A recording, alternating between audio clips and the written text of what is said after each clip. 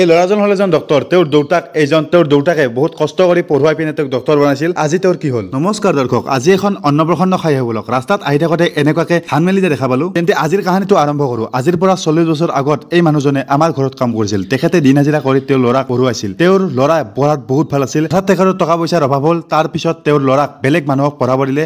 সেই ল'ৰাই আজি ভালদৰে পঢ়ি শুনি আজি ডক্টৰ হ'ল। ল'ৰাই এতিয়া চাকৰি কৰি ভাল ঘৰ বনাইছে, মাক দেউতাকক সুখত ৰাখিছে, বিয়া কৰালে, সন্তান জন্ম দিলে। সেই সন্তানৰে আজি অন্নপ্ৰসন্ন।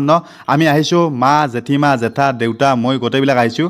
ভিতৰত সোমাই বিয়াৰ ৰভাৰ নিচিনা ফিল পাইছোঁ। কাষতে এইটো আৰু কোন পানী কেঁচুৱা? কেঁচুৱাটোৰ জন্ম হোৱাৰে পৰা এতিয়ালৈকে কিছুমান ফটো ইয়াত ফটো ফ্ৰেম বনাই থৈ দিছে যাতে মানুহে চাব পাৰে আহিলি। কেঁচুৱাটোক একবাৰ কলাত ল'লে, মই একবাৰ কেঁচুৱাটোক কলাত ল'লোঁ। বাচ্চাক কিবা এটা মৰম লাগে না? কিছুমান নিয়ম আছে। ইয়াতে কেঁচুৱাটোক অলপমান পিছত গা ধুৱাব, ইয়াতে ফুল দিছে, গাখীৰ দিছে, ভাত খাব দিব। আমি ভাত খাব বহি গ'লোঁ আৰু ভাত খাই পিনে ধুনীয়াকৈ বাহিৰত অলপমান ওলাই আহিলোঁ। আৰু ওলাইহে দেখা পালোঁ এওঁলোকৰ কিছুমান আৰু নিয়ম আছে।